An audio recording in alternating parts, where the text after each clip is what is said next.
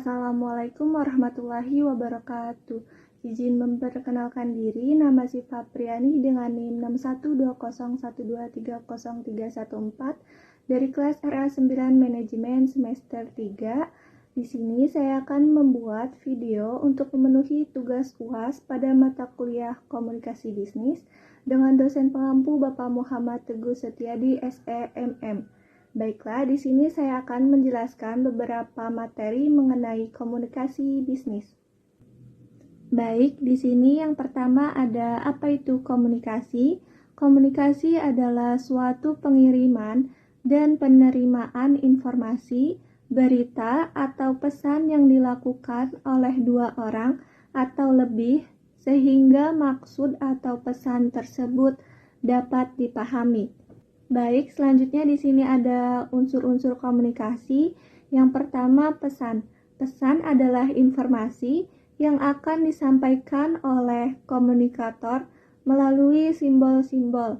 Yang kedua, ada pengirim, yaitu manusia yang berakal budi, yang berinisiatif, menyampaikan pesan untuk mewujudkan motif komunikasinya. Komunikator menyampaikan pesan kepada penerima pesan, sehingga terjadi komunikasi dua arah. Yang ketiga, penyandian, yaitu proses di mana komunikator mengemas maksud atau pesan yang ada dalam benak dan hatinya menjadi simbol-simbol, suara, tulisan, gerak tubuh, dan bentuk lainnya untuk dapat dikirimkan kepada komunikan. Yang keempat, saluran. Saluran yaitu tempat pesan yang berbentuk simbol-simbol yang dialirkan dari komunikator kepada komunikan. Yang kelima, penyandian ulang, yaitu sebuah proses reaksi komunikan dalam menerima pesan dari komunikator, kemudian komunikan akan mengartikan atau menginterpretasikan simbol-simbol menjadi sebuah makna atau informasi. Yang keenam, ada penerima, yaitu faktor penting dalam proses komunikasi. Tanpa penerima, proses penyampaian pesan tidak akan berhasil. Yang ketujuh, umpan balik, yaitu proses penting bagi komunikator atau pengirim untuk mengetahui pemahaman dan reaksi komunikan atau penerima terkait pesan yang dikirim. Baik, selanjutnya di sini ada bentuk dasar komunikasi. Pada dasarnya, ada dua bentuk dasar komunikasi yang lazim digunakan dalam dunia bisnis, yaitu komunikasi verbal dan nonverbal. Komunikasi verbal adalah salah satu bentuk komunikasi yang lazim digunakan dalam dunia bisnis untuk menyampaikan pesan-pesan bisnis kepada pihak lain secara tertulis maupun lisan. Sedangkan secara nonverbal, seseorang dapat saja mengekspresikan pesan-pesannya. Ekspresi secara nonverbal memiliki suatu keterbatasan dalam mengkomunikasikan suatu pesan kepada pihak lain. Selanjutnya ada bisnis dalam pandangan komunikasi. Dalam sebuah bisnis, diperlukan suatu bentuk komunikasi yang baik antar divisi. Tujuannya adalah agar tidak terjadi kesalahpahaman antar individu maupun kelompok sehingga dapat memicu kesalahan dan menjadi masalah. Komunikasi bisnis merupakan pertukaran ide, gagasan, informasi, instruksi, dan opini, di mana penyampaiannya dapat secara personal maupun non-personal melalui simbol, lambang, ataupun sinyal agar target bisnis bisa tercapai. Baik, di sini ada tujuan komunikasi bisnis. Yang pertama, memberikan informasi kepada pelanggan atau rekan bisnis. Untuk pelanggan, Informasi bisa berupa promo, diskon, produk baru atau perubahan jam operasional. Untuk rekan bisnis, informasi dapat mencakup perjanjian kerjasama, perkembangan bisnis atau peraturan perusahaan. Yang kedua, melakukan persuasi, yaitu mempengaruhi pihak lain agar setuju dengan pilihan yang ditawarkan, misalnya saat konfirmasi atau negosiasi dengan pelanggan. Yang ketiga, melakukan kolaborasi, yaitu bekerja sama dengan individu, kelompok, atau organisasi lain, misalnya melalui telepon, email, atau pesan singkat. Contohnya, berkolaborasi dengan perusahaan pengiriman untuk memperluas jangkauan produk. Baik, selanjutnya di sini ada umpan balik dan bentuknya. Yang pertama, umpan balik tidak langsung adalah respon yang tidak langsung datang dari penerima atau sumber. Penerima dapat menerima pesan dan dapat menjadi sumber respon, tetapi mereka mungkin tidak mengkomunikasikan respon itu secara langsung kepada Anda, penulisnya. Yang kedua, umpan balik langsung adalah respon yang datang dari penerima. Umpan balik langsung dapat berupa verbal dan nonverbal dan dapat melibatkan tanda, simbol, kata, atau suara yang tidak jelas atau sulit dipahami. Yang ketiga, external feedback adalah respon dari penerima yang menjadi sumber informasi dengan memperhatikan saluran komunikasi dan aspek nonverbal seperti waktu. Yang keempat, internal feedback. Biasanya kita menganggap umpan balik hanya datang dari orang lain, tapi umpan balik internal bisa datang dari diri sendiri. Umpan balik ini dihasilkan oleh sumber sebagai respon terhadap pesan dari sumber yang sama. Yang kelima, inferential feedback, yaitu komunikator menyimpulkan sendiri saat berkomunikasi meskipun tidak secara langsung. Yang keenam, zero feedback adalah ketika komunikator sedang berbicara, komunikan, memberikan reaksi yang tidak jelas seperti tertawa meskipun tidak lucu.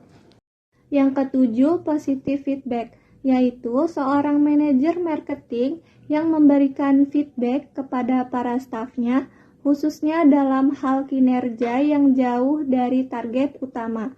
Yang kedelapan, negative feedback, yaitu komunikan tidak peduli pada apa yang disampaikan oleh komunikator, bersikap tidak acuh, dan memotong pembicaraan tidak sopan. Selanjutnya, di sini ada kesalahpahaman dalam komunikasi. Contohnya seperti masalah dalam penyampaian pesan, masalah dalam mengembangkan pesan, masalah dalam menerima pesan, dan masalah dalam menafsirkan pesan. Selanjutnya yaitu ada memperbaiki komunikasi dalam organisasi. Hal-hal yang harus dilakukan untuk memperbaiki komunikasi. Yang pertama, persepsi. Seorang komunikator yang cerdas harus dapat memprediksikan apakah pesan-pesan yang disampaikannya dapat diterima oleh komunikan sesuai dengan sudut pandang komunikan. Yang kedua, pengendalian. Dalam komunikasi, audiens akan memberikan suatu reaksi atau tanggapan terhadap pesan yang disampaikan. Reaksi mereka dapat membuat komunikator tertawa, menangis, bertindak, mengubah pikiran, atau lemah lembut. Yang ketiga, kredibilitas, yaitu komunikator perlu memiliki suatu keyakinan dan optimis yang tinggi bahwa audiensnya adalah orang-orang yang dapat dipercaya. Yang keempat, ketepatan. Secara umum, audiens mempunyai suatu kerangka berpikir yang jelas, perlu adanya ekspresi agar komunikasi yang dilakukan tepat sasaran. Yang kelima, keharmonisan. Komunikator yang baik tentu akan selalu dapat menjaga hubungan persahabatan yang baik dengan audiens, sehingga komunikasi dapat berjalan lancar dan mencapai tujuannya. Selanjutnya di sini ada komunikasi dalam organisasi. Komunikasi organisasi dapat didefinisikan sebagai pertunjukan dan penafsiran pesan di antara unit-unit komunikasi yang merupakan bagian dari suatu organisasi tertentu. Definisi tersebut lebih menekankan pada aspek fungsional atau objektif, sedangkan bila dilihat dari perspektif interpretatif atau subjektif, komunikasi organisasi dipandang sebagai proses penciptaan makna atas interaksi yang merupakan organisasi. Komunikasi organisasi merupakan perilaku pengorganisasian yang terjadi dan bagaimana mereka yang terlibat dalam proses itu berinteraksi dan memberi makna atas apa yang terjadi. Selanjutnya di sini ada pola komunikasi bisnis. Yang pertama, saluran komunikasi formal, ada komunikasi dari atas ke bawah, komunikasi dari bawah ke atas, komunikasi horizontal, dan komunikasi diagonal. Yang kedua, saluran komunikasi informal. Dalam jaringan komunikasi informal, orang-orang yang ada dalam suatu organisasi tanpa mempedulikan jenjang hierarki, pangkat dan kedudukan atau jabatan dapat berkomunikasi secara luas, meskipun hal-hal yang mereka perbincangkan biasanya bersifat umum seperti mengobrol tentang humor yang baru didengar, keluarga, anak-anak, dunia olahraga, musik, acara film, dan sinetron TV. Dan kadangkala mereka juga membicarakan hal-hal yang berkaitan dengan bagian situasi kerja yang ada dalam organisasinya. Baik, selanjutnya di sini ada mengelola komunikasi bisnis. Berikut adalah beberapa strategi untuk membangun komunikasi bisnis yang efektif. Yang pertama, membangun hubungan yang baik. Yang kedua, menjadi pendengar yang aktif. Ketiga, memberikan instruksi yang jelas. Yang keempat, menggunakan berbagai saluran komunikasi. Baik, selanjutnya di sini ada masalah komunikasi dalam organisasi. Yang pertama, kurangnya kejelasan pesan. Yang kedua, kesalahan dalam saluran komunikasi. Yang ketiga, kurangnya umpan balik. Yang keempat, hambatan budaya dan bahasa. Yang kelima, komunikasi internal yang buruk. Jenis-jenis komunikasi. Yang pertama, berdasarkan maksud tujuan. Yang kedua, berdasarkan ruang lingkup. Yang ketiga, berdasarkan penyampaian. Yang keempat, berdasarkan kelangsungannya. Yang kelima, berdasarkan perilaku. Komunikasi berdasarkan penyampaian. Komunikasi verbal atau lisan yang terjadi secara langsung serta tidak dibatasi oleh jarak jauh, di mana kedua belah pihak dapat bertatap muka. Contohnya, dialog dua orang secara langsung. Yang terjadi secara tidak langsung akibat dibatasi oleh jarak, contohnya komunikasi lewat telepon. Komunikasi nonverbal atau tertulis, naskah yang biasanya digunakan untuk menyampaikan kabar yang bersifat kompleks. Gambar dan foto akibat tidak bisa dilukiskan dengan kata-kata atau kalimat. Komunikasi berdasarkan perilaku. Komunikasi nonformal yaitu komunikasi yang berhubungan dengan pelaksanaan tugas pekerjaan organisasi atau perusahaan dengan kegiatan yang bersifat pribadi, anggota organisasi atau perusahaan tersebut. Contohnya, rapat mengenai ulang tahun perusahaan. Yang kedua, komunikasi formal yaitu komunikasi yang terjadi di antara organisasi atau perusahaan yang tata caranya sudah diatur dalam struktur organisasi, contohnya seminar. Yang ketiga, komunikasi informal, yaitu komunikasi yang terjadi pada sebuah organisasi atau perusahaan yang tidak ditentukan dalam struktur organisasi serta tidak mendapat kesaksian resmi, contohnya kabar burung, desas-desus, dan sebagainya. Komunikasi berdasarkan kelangsungannya. Komunikasi langsung yaitu proses komunikasi dilakukan secara langsung tanpa bantuan perantara orang ketiga ataupun media komunikasi yang ada dan tidak dibatasi oleh jarak. Contohnya percakapan tatap muka di mana dua orang berbincang secara langsung di kafe atau ruang kerja. Komunikasi tidak langsung yaitu proses komunikasinya dilaksanakan dengan bantuan pihak ketiga atau bantuan alat-alat media komunikasi. Contohnya, berbicara melalui telepon dengan seseorang yang tidak berada di lokasi yang sama. Komunikasi berdasarkan maksud tujuan. Contohnya seperti pidato, ceramah, wawancara, diskusi, negosiasi, dan memberikan tugas. Komunikasi berdasarkan ruang lingkup. Komunikasi internal adalah komunikasi yang terjadi di dalam suatu organisasi atau perusahaan, melibatkan anggota-anggota yang berada dalam lingkup tersebut. Komunikasi internal dapat dibedakan menjadi 3, yaitu komunikasi vertikal, horizontal, dan diagonal. Komunikasi eksternal adalah komunikasi yang terjadi antara organisasi atau perusahaan dengan pihak masyarakat yang ada di luar organisasi atau perusahaan tersebut. Beberapa bentuk komunikasi eksternal meliputi promosi, pameran, corporate social responsibility atau CSR. Selanjutnya di sini ada komunikasi bisnis terhadap perusahaan. Komunikasi bisnis adalah proses berbagi informasi antara orang di dalam dan di luar bisnis.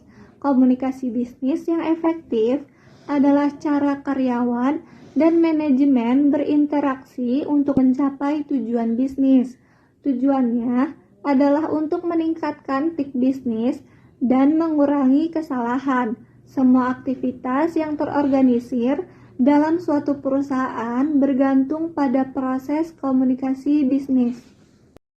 Kelebihan komunikasi bisnis yang efektif yaitu meningkatkan produktivitas karyawan, mendorong kolaborasi tim, meningkatkan kepercayaan dan kepuasan karyawan, mengoptimalkan hubungan dengan pelanggan, mempercepat pengambilan keputusan, meningkatkan citra perusahaan, mengurangi konflik di tempat kerja, mendukung perubahan organisasi. Kekurangan dan hambatan komunikasi bisnis, contohnya seperti miskomunikasi, hambatan bahasa, gangguan fisik, perbedaan budaya, hambatan psikologis, kurangnya mendengarkan aktif, teknologi yang tidak optimal, dan informasi yang berlebihan atau overload. Cara yang benar dalam berkomunikasi terhadap perusahaan. Yang pertama, gunakan komunikasi yang jelas dan tepat. Yang kedua, empati. Yang ketiga, memberikan umpan balik. Yang keempat, menghargai perbedaan pendapat. Yang kelima, gunakan bahasa profesional. Yang keenam, bersikap terbuka dan transparan. Yang ketujuh, jaga etika dan kerahasiaan. Yang kedelapan, menerima masukan. Yang kesembilan, gunakan teknologi secara bijak. Yang kesepuluh, hindari membahas topik sensitif. Pengertian budaya. Budaya adalah konsep yang kompleks yang mencakup berbagai aspek kehidupan, termasuk cara hidup, pengetahuan, kepercayaan, adat istiadat, norma, serta nilai-nilai yang dianut oleh sekelompok orang dalam suatu masyarakat. Secara umum, budaya dapat didefinisikan sebagai pola perilaku, kebiasaan, dan interaksi sosial yang berkembang dan berakar dalam kehidupan masyarakat, yang terus-menerus diwariskan dari generasi ke generasi melalui proses sosialisasi, pendidikan, dan pengalaman kolektif. Pengertian komunikasi antar budaya. Komunikasi antar budaya adalah proses interaksi, pertukaran informasi, dan pemahaman yang terjadi antara individu atau kelompok yang berasal dari latar belakang budaya yang berbeda. Konsep ini mencakup lebih dari sekedar penyampaian pesan. Ia melibatkan kemampuan untuk mengenali, menghormati, dan mengelola perbedaan dalam nilai-nilai, norma, keyakinan, bahasa, cara berpikir, dan pola komunikasi yang khas dari masing-masing budaya. Alasan mempelajari komunikasi antar budaya. Yang pertama, pengertian dan toleransi. Mempelajari komunikasi antar budaya membantu individu memahami dan menghargai perbedaan budaya. Yang kedua, pencegahan konflik. Komunikasi antar budaya yang efektif dapat mencegah terjadinya konflik. Yang ketiga, adaptasi dalam lingkungan multikultural. Dalam dunia yang semakin terhubung, kemampuan untuk beradaptasi dengan norma dan nilai budaya lain semakin krusial. Yang keempat, peningkatan keterampilan interpersonal, berkomunikasi dengan orang dari budaya yang berbeda, memungkinkan individu untuk mengembangkan keterampilan interpersonal seperti empati, kesabaran, dan fleksibilitas. Pentingnya komunikasi antar budaya. Yang pertama, membangun jembatan antar budaya. Komunikasi antar budaya dapat menciptakan hubungan yang lebih baik antara kelompok-kelompok dengan latar belakang berbeda sehingga membangun jembatan pemahaman di antara mereka. Yang kedua, memperkuat identitas sosial. Melalui komunikasi antar budaya, individu dapat mengekspresikan identitas sosial mereka sambil menghormati identitas orang lain, menciptakan lingkungan yang inklusif. Yang ketiga, mengurangi ambiguitas. Dengan memahami perbedaan budaya, individu dapat mengurangi ketidakpastian dan ambiguitas dalam komunikasi sehingga meningkatkan efektivitas interaksi. Yang keempat, meningkatkan kualitas hidup. Pemahaman yang lebih baik tentang berbagai budaya dapat meningkatkan kualitas hidup individu dengan memperluas jaringan sosial dan menciptakan peluang baru dalam karir. Hambatan komunikasi antar budaya, contohnya seperti perbedaan bahasa, hambatan semantik atau kalimat yang memiliki makna yang berbeda, perbedaan konotasi, perbedaan persepsi dan interpretasi, perbedaan norma dan nilai budaya, kesalahan interpretasi nonverbal. Etika komunikasi melalui teknologi. Etika komunikasi melalui teknologi adalah seperangkat aturan atau pedoman yang mengatur cara berkomunikasi secara sopan, efektif, dan bertanggung jawab melalui berbagai platform teknologi seperti email, media sosial, pesan instan, dan lain-lain. Aspek penting yang perlu diperhatikan dalam etika komunikasi teknologi. Berikut adalah beberapa aspek penting dari etika komunikasi dalam konteks teknologi. Yang pertama, menghormati privasi. Yang kedua, menggunakan bahasa yang sopan dan jelas. Yang ketiga, tidak menggunakan teknologi untuk menyebarkan berita palsu atau hoaks. Yang keempat, memperhatikan tonasi dalam pesan tertulis. Yang kelima, menghindari spam dan gangguan. Yang keenam, bertanggung jawab terhadap konten yang dibagikan. Yang ketujuh, jaga kerahasiaan dalam komunikasi bisnis. Yang kedelapan, menghindari perundungan atau cyberbullying. Peran teknologi informasi melalui internet di dalam komunikasi bisnis. Teknologi informasi melalui internet memainkan peran yang sangat penting dalam komunikasi modern. Berikut beberapa peran utamanya. Yang pertama, akses informasi yang cepat dan luas. Yang kedua, komunikasi global. Yang ketiga, media sosial. Yang keempat, pengembangan bisnis dan pemasaran. Yang kelima, penyebaran informasi dan edukasi. Yang keenam, interaksi berbasis teknologi. Selanjutnya yaitu pusat bisnis. Pusat bisnis adalah suatu lokasi atau area yang berfokus pada kegiatan ekonomi dan perdagangan, di mana berbagai perusahaan, organisasi, atau individu menjalankan aktivitas bisnis mereka. Pusat bisnis dapat berupa gedung atau kompleks yang menyediakan ruang untuk perkantoran, layanan komersial, dan fasilitas lainnya yang mendukung kegiatan bisnis. Bagian surat. Berdasarkan sifatnya, surat resmi digunakan untuk komunikasi yang bersifat formal antara perusahaan, instansi, atau individu. Contoh surat perjanjian, surat penawaran, dan surat edaran. Surat tidak resmi digunakan untuk komunikasi yang lebih personal dan informal. Contoh surat undangan pribadi atau ucapan selamat. Berdasarkan fungsinya, surat permintaan digunakan untuk mengajukan permintaan tertentu, seperti informasi, penawaran, atau barang. Surat penawaran berisi penawaran produk atau jasa kepada calon pelanggan atau mitra bisnis. Surat pesanan digunakan untuk memesan barang dari pemasok. Surat pengaduan berfungsi untuk menyampaikan keluhan terhadap produk atau layanan yang diterima. Surat pemberitahuan digunakan untuk memberikan informasi penting kepada pihak terkait. Surat perjanjian digunakan sebagai dokumen kesepakatan antara dua belah pihak yang terlibat.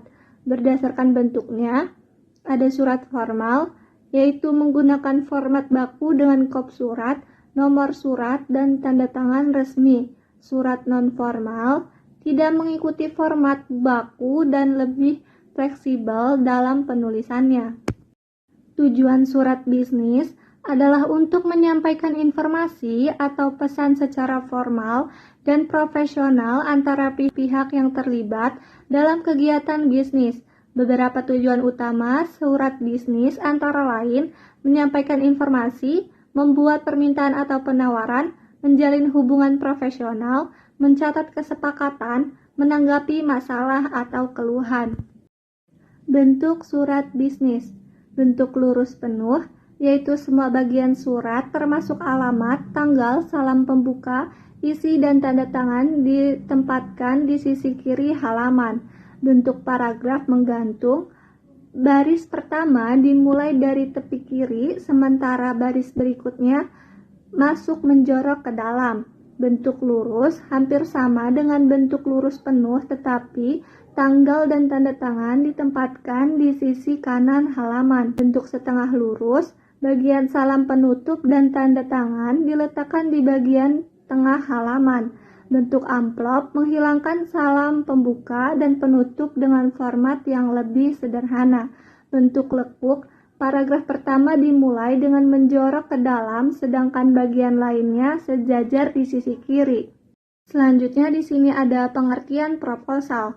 Proposal adalah suatu dokumen tertulis yang digunakan untuk menawarkan ide, proyek atau rencana yang ditujukan kepada pihak yang berwenang atau yang memiliki kepentingan. Dalam proposal, seseorang atau kelompok menyusun rencana yang lebih terperinci untuk mencapai tujuan tertentu. Metode yang digunakan dan anggaran yang dibutuhkan. Proposal umumnya digunakan untuk mendapatkan persetujuan atau pendanaan dari pihak lain seperti lembaga atau organisasi. Macam-macam proposal. Yang pertama, proposal atas dasar permintaan klien. Proposal ini ditulis atas dasar permintaan dari klien permintaan. Pembuatan proposal ini dinyatakan dalam bentuk perjanjian yang disebut dengan request for proposal. Yang kedua, proposal atas dasar inisiatif, dasar organisasi atau perusahaan. Proposal ini disusun atas dasar inisiatif dari organisasi atau perusahaan. Dalam penyusunan proposal ini dicantumkan penjelasan tentang alasan yang dapat memotivasi pihak penerima agar dapat mengambil keputusan dan bertindak sesuai dengan tujuan dari pembuatan proposal tersebut. Yang ketiga, proposal bisnis. Proposal bisnis dibuat untuk tujuan seperti menawarkan kerjasama atau kegiatan atau proyek yang ditujukan kepada calon investor. Contoh dari proposal bisnis yaitu proposal pendirian, usaha, dan proposal kerjasama. Proposal bisnis dibedakan menjadi proposal bisnis formal dan proposal informal. Yang keempat, proposal penelitian. Proposal ini biasanya digunakan oleh mereka yang berada di lingkungan pendidikan. Biasanya lebih banyak dibuat oleh para mahasiswa atau dosen. Proposal ini terdiri dari proposal penelitian untuk disertasi, tesis, skripsi, atau yang lainnya. Proposal ini dibuat ketika seseorang hendak melakukan sebuah penelitian. Yang kelima, proposal proyek atau kegiatan. Jenis proposal ini diusulkan untuk menawarkan suatu kerjasama proyek atau kegiatan kepada pihak lain. Contoh dari proposal ini adalah proposal kegiatan seni budaya, proposal acara sekolah, proposal acara perlombaan, dan lain sebagainya. Fungsi proposal. Fungsi proposal kegiatan lebih ditekankan untuk menyelenggarakan sebuah acara tertentu. Fungsi proposal usaha atau bisnis yaitu sebagai gambaran mengenai bagaimana usaha dan bisnis akan dijalankan. Fungsi proposal proyek yaitu sebagai bahan awal atau dasar bagi pemilik proyek untuk melakukan tender. Fungsi proposal penelitian ini biasanya berguna sebagai langkah awal melakukan riset. Efektivitas proposal. Efektivitas proposal ini mengacu pada sejauh mana proposal tersebut berhasil mencapai tujuan yang diinginkan, yaitu meyakinkan pihak yang dituju agar setuju dengan ide, rencana, atau permintaan yang diajukan. Sebuah proposal yang efektif harus memenuhi beberapa kriteria, diantaranya kejelasan tujuan, rencana yang terstruktur, argumentasi yang kuat, komunikasi yang efektif, pemantauan, dan evaluasi. Struktur proposal ada 3. Yang pertama, pendahuluan. Dalam bagian ini, hendaknya diuraikan latar belakang persoalan yang menjadi fokus kegiatan yang akan dilakukan, manfaat dan urgensinya bagi pihak penerima. Isi proposal atau inti bagian ini pada dasarnya mulai menguraikan secara detail berkaitan dengan hal yang ditawarkan, mulai dari bentuk kegiatan, tujuan, keunggulan, biaya yang diperlukan, hak dan kewajiban penerima proposal, sampai dengan manfaat yang diperoleh penerima proposal. Penutup bagian ini pada dasarnya berisi penegasan kembali mengenai isu dan solusi kegiatan atau produk yang ditawarkan kepada pihak penerima.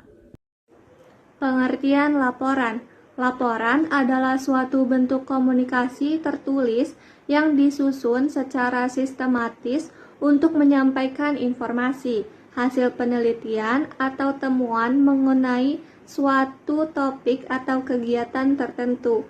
Laporan biasanya berisi data, analisis, serta kesimpulan yang diperoleh dari suatu peristiwa atau kajian yang dilakukan. Tujuan utama dari laporan adalah untuk memberikan pemahaman yang jelas kepada pembaca mengenai suatu hal atau untuk keperluan evaluasi dan pengambilan keputusan. Selanjutnya di sini ada fungsi laporan. Fungsi laporan yaitu sebagai bahan dalam pengambilan keputusan, sebagai bahan analisis, sebagai alat pengawasan dan bahan evaluasi, dan juga sebagai bahan pertanggungjawaban dan sebagai alat untuk menyampaikan sebuah informasi. Pedoman membuat laporan yang baik.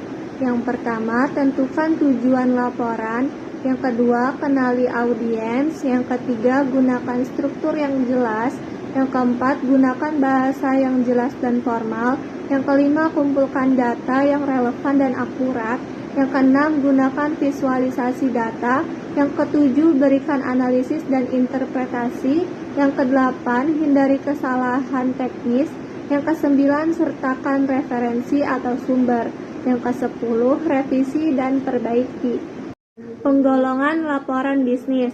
Yang pertama, menurut fungsi, laporan bisnis terdiri dari laporan informasional yang menyajikan fakta tanpa analisis atau rekomendasi, dan laporan analitikal yang menganalisis fakta, menyimpulkan, dan memberikan rekomendasi.